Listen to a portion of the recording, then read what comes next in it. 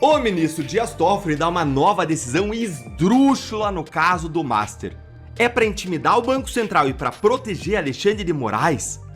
Toffoli dá uma nova decisão esdrúxula no Master, mas agora ele perdeu a noção da realidade. For por isso mesmo, para essa razão mesma, que o Toffoli está agindo, isso é motivo para derrubar o ministro. Se não for, eu não sei mais o que é. Bolsonaro envia uma carta histórica para a nação brasileira. E o que ele disse, hein? Bolsonaro lançou um documento histórico ontem, uma carta aos brasileiros. E hoje você vai saber o mais importante sobre essa carta aqui comigo, tanto o que o Bolsonaro disse quanto quais são os bastidores sobre esse documento. Olá pessoal, sejam bem-vindos. O meu nome é Bruno. Se você gosta e apoia o nosso conteúdo, então deixa o seu like e inscreva-se no canal.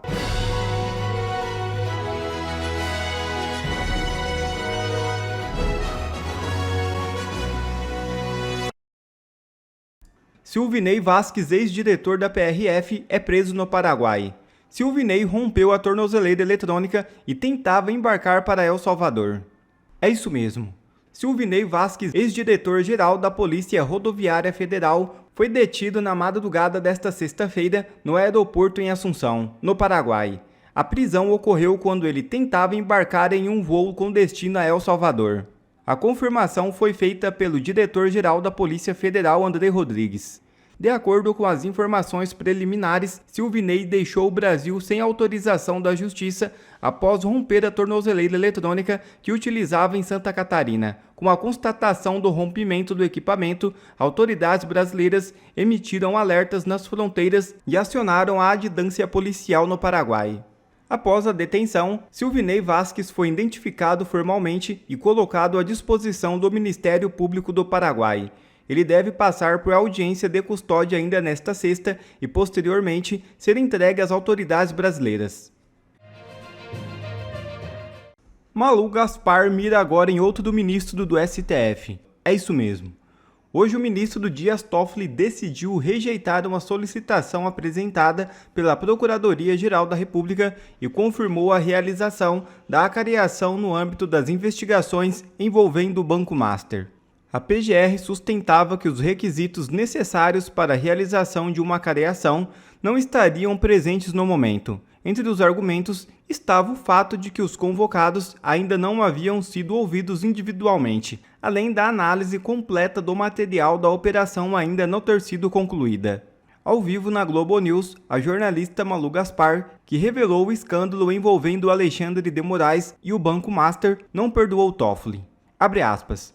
Mais uma decisão esdrúxula do ministro Dias Toffoli, no caso do Banco Master. Está parecendo mais uma tentativa de intimidação aos técnicos do Banco Central, como se a preocupação do ministro não fosse com a fraude financeira, e sim com Daniel Vorcado. Fecha aspas, disse Malu Gaspar. Veja o vídeo. O ministro Dias Toffoli dá uma nova decisão esdrúxula no caso do Master. É para intimidar o Banco Central e para proteger Alexandre de Moraes? Toffoli dá uma nova decisão esdrúxula no Master, mas agora ele perdeu a noção da realidade. Toffoli mandou colocar frente a frente o banqueiro do Master e um técnico do Banco Central. Quando esse tipo de medida chamada de acareação, ela só cabe depois de as pessoas serem ouvidas, mas essas pessoas nunca foram ouvidas. Toffoli mandou fazer isso sem provocação, por iniciativa própria, o que é atípico e incorreto. E Toffoli mandou fazer isso ainda no recesso, agora, dia 30 de dezembro, algo que só se justificaria com uma grande urgência. E tudo indica que o Toffoli está indo para cima do Banco Central, em vez de ir para cima do Banco Master, que é quem fez as fraudes bilionárias, o que não faz sentido. Não, nada a ver com o fato de que o Toffoli viajou no jatinho com o advogado do banco e que tem aquele contratinho de 129 milhões de reais do Master com a família do Moraes. Imagina, tudo é super normal. Fica aqui comigo que eu vou te mostrar o que o Toffoli determinou, por que tudo isso é muito esdrúxulo, quem que estava dormindo e agora resolveu acordar para reagir contra esse absurdo, e eu vou te contar no final desse encontro com justiça o mais importante. Qual é a razão secreta para tudo isso? E é de cair o queixo. Então, vamos direto ao ponto. O ministro Dias Toffoli é o relator do caso que investiga as fraudes bilionárias do Banco Master no STF, que ele puxou para o STF numa decisão sem que aparentemente devesse estar lá. Ele já tinha dado também aquela outra decisão absurda, colocando sigilo total sobre o caso. E ele já tinha também dado aquela outra decisão esdrúxula, tirando materiais investigativos do Master da própria CPMI e do INSS, que passou a investigar as fraudes. Daí agora, a imprensa deu uma notícia simplesmente surreal. O ministro inventou de fazer uma acareação entre Daniel Vorcaro, o banqueiro dono do Banco Master, o ex-presidente do Banco de Brasília e um técnico do Banco Central, para falarem sobre o caso da tentativa de venda do Banco Master para o Banco de Brasília. A questão é a seguinte: primeiro, ninguém pediu isso. Ninguém pediu, a Polícia Federal não pediu essa diligência, Ministério Público não pediu, no caso a PGR. Em segundo lugar, só se justificaria fazer essa acareação agora no recesso, no dia 30 de dezembro, se houvesse alguma urgência extraordinária. Nunca se viu algo assim nem na época da Lava Jato, com réus presos. A decisão ela foi tão absurda que o PGR Paulo Gonet, que parecia estar dormindo, de repente ali ele acordou. E aí ele fez um pedido para o Dias Toffoli reconsiderar essa decisão. Mas adivinha o que aconteceu? O ministro negou o pedido da PGR e manteve a acareação para o dia 30 de dezembro. Tá, mas por que o PGR foi contra? Só porque ninguém pediu e não era urgente? Não, gente, tem uma terceira razão e mais importante. A PGR pediu pro Toffoli não fazer essa maluquice, porque a acareação é uma medida feita para esclarecer contradições entre declarações dos investigados e das testemunhas, ou de investigados com outros investigados, colocando a pessoa frente a frente para esclarecer alguma contradição. Só que não teve declaração nos autos até agora de ninguém. Ninguém foi ouvido ainda. O que o Toffoli quer esclarecer se ninguém falou nada? Veja o que disse o Marcelo Cavalli, juiz federal, doutor em Direito Penal, sobre essa decisão. Como os envolvidos ainda não foram ouvidos individualmente, não tem divergência. Então, a acareação nesse momento é inoportuna. Ele foi muito elegante, juiz federal. E por que o Toffoli está fazendo isso, hein? Você vai descobrir agora, mas antes eu quero te agradecer demais.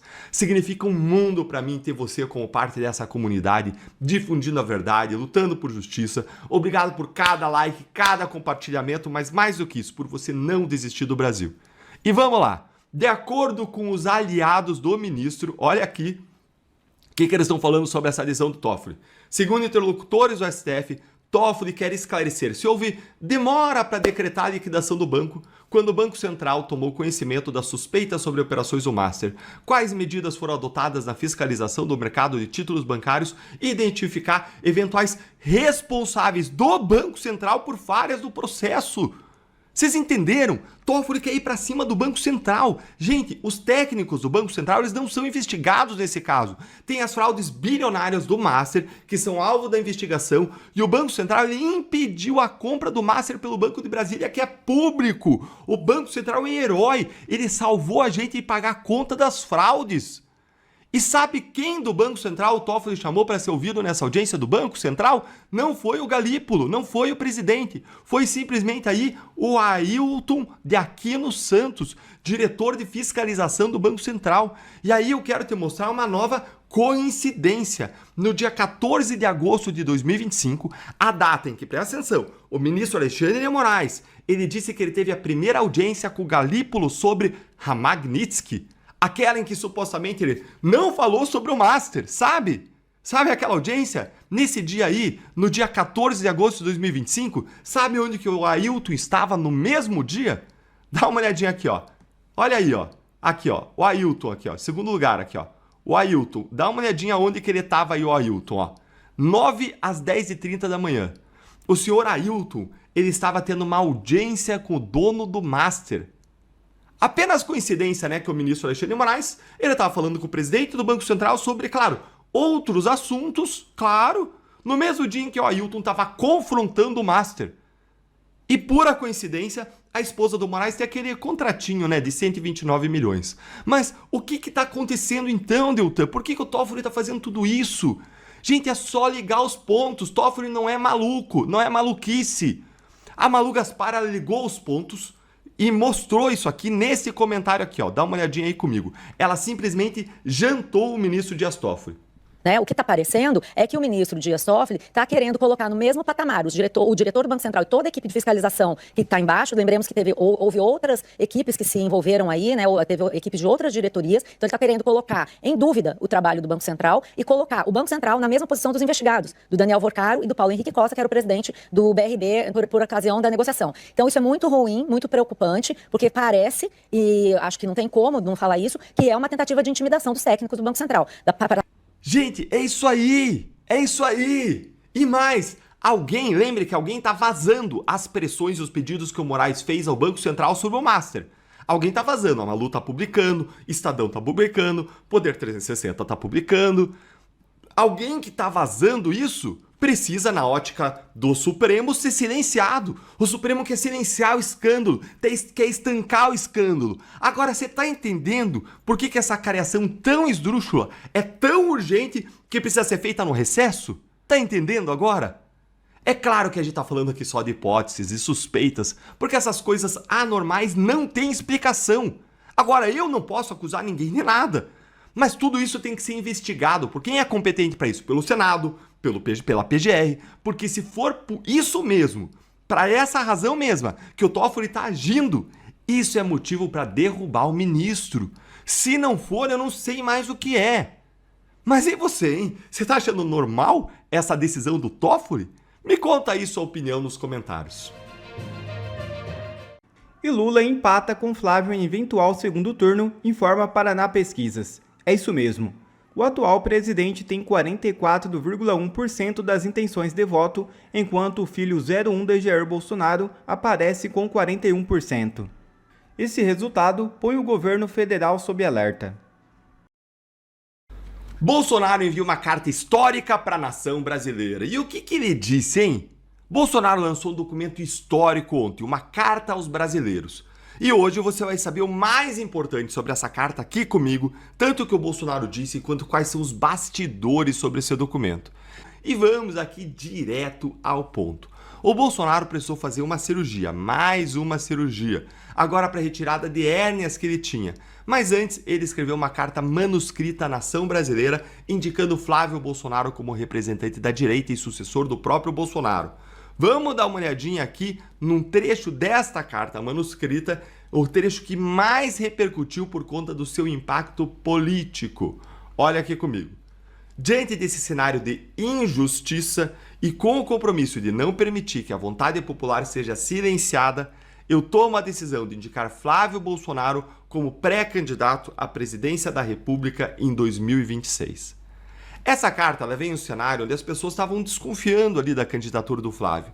Então, provavelmente, o Bolsonaro lançou a carta para reafirmar de vez que o candidato é mesmo o Flávio e não o Tarcísio de Freitas.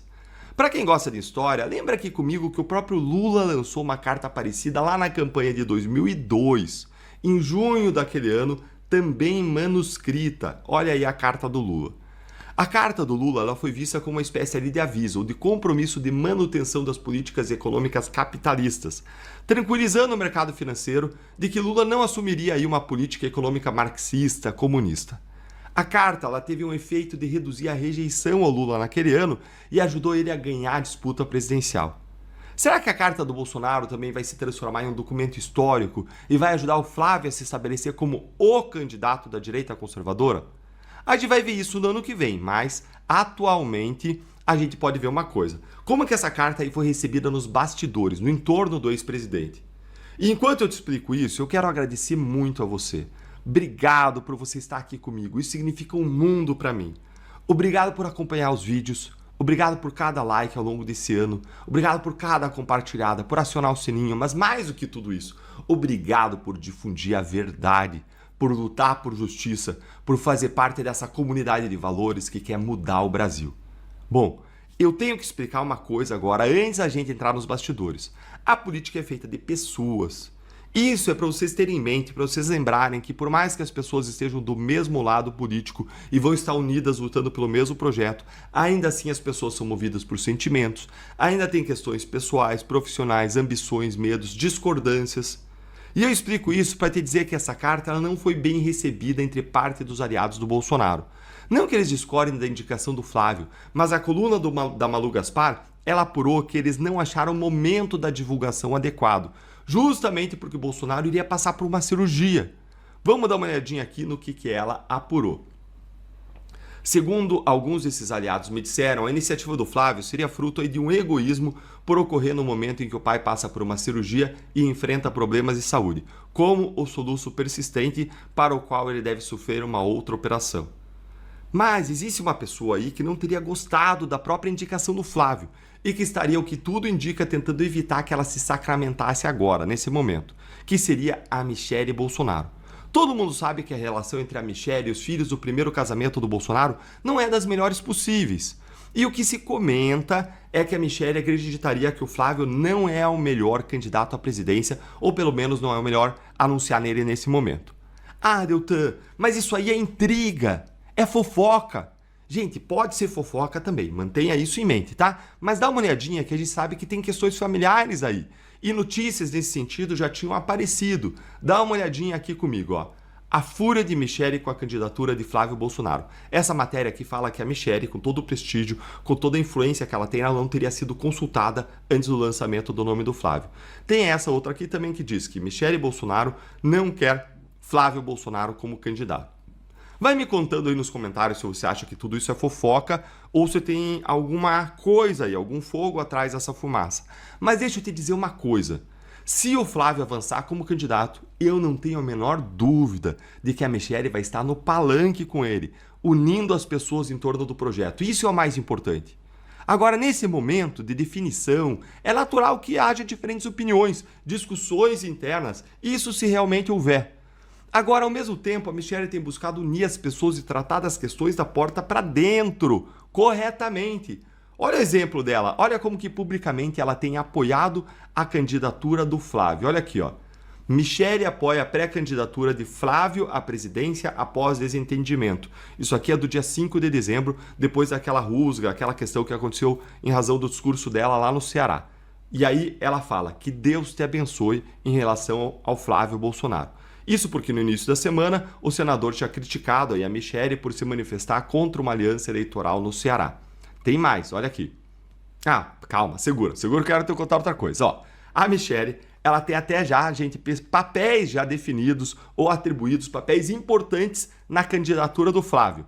Dá uma olhadinha aqui agora sim, ó. Olha lá. Além de ser a principal articuladora do Flávio Bolsonaro no eleitorado feminino, a Michelle Bolsonaro recebeu outra grande missão para viabilizar a pré-candidatura do enteado. Conseguir o apoio dos líderes evangélicos e em especial de um deles. Quem se acha que é? Ó? A responsabilidade se acentuou, segundo Liderança Supere, depois que o pastor Silas Malafaia, líder espiritual da ex-primeira-dama, criticara a candidatura do Flávio. E tem mais uma aqui, ó. Michelle vai ter um papel fundamental também porque ela ajuda a suavizar a imagem do meu pai, diz o próprio Flávio Bolsonaro. Enfim, nós não sabemos se existe aí uma discordância de fato, se essa discordância é fofoca ou se ela tem algum plano diferente a Michelle que ela acredita que seria o melhor. Mas, segundo a Malu Gaspar, ela conseguiu evitar que o Bolsonaro desse uma entrevista para o Metrópolis. Essa entrevista existia, ela tinha sido planejada, ela foi de fato cancelada. E nessa entrevista ele iria sacramentar ali a escolha do Flávio. Justamente, a Michelle teria cancelado essa entrevista, segundo algumas fontes ali da Malu Gaspar, por ela ter alguma discordância. Vamos dar uma olhadinha aqui o que a Malu Gaspar disse na mesma coluna que eu tinha mostrado para vocês antes. Olha aqui, ó. No início da semana, Bolsonaro chegou a anunciar que daria uma entrevista ao portal Metrópolis, mas depois desistiu alegando questões de saúde. A entrevista foi articulada por Flávio e tinha a mesma finalidade depois cumprida pela carta, reafirmar sua candidatura. Mas, de acordo com aliados próximos, Michelle fez com que a operação fosse abortada. Gente, nesse ponto, eu tendo a achar que a razão não é política. Eu penso aqui como família. O que passa na minha cabeça é que ela tenha lutado contra essa entrevista para que o Bolsonaro pudesse descansar, cuidar da saúde nesse momento.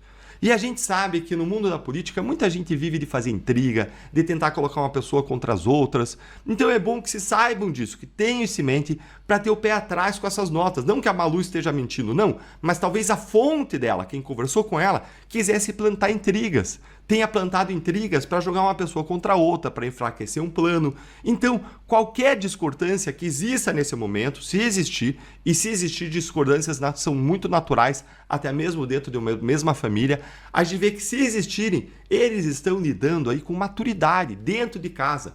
E estão mantendo um discurso, uma postura de união para fora, dando exemplo, o que é essencial. E a isso se soma uma outra boa notícia, essa notícia da maturidade desse plano aí da família, se soma uma outra boa notícia. Saiu uma pesquisa mostrando que a direita está mais forte do que a esquerda no Brasil. Mas essa notícia é tão boa que eu vou deixar para falar num próximo vídeo. Então segura aí e me conta. Você acha que essas notinhas todas aí, elas refletem a realidade ou são fofocas e intrigas? E mais, a candidatura do Flávio, na sua opinião, ela ainda tem alguma opção, tem espaço para disputa, alguma mudança, ou ela está firme e vai até o final? Conta aí para mim o que você acha, porque os analistas estão bem divididos sobre isso, mas eu quero ouvir a sua opinião. Um grande abraço e até o próximo vídeo.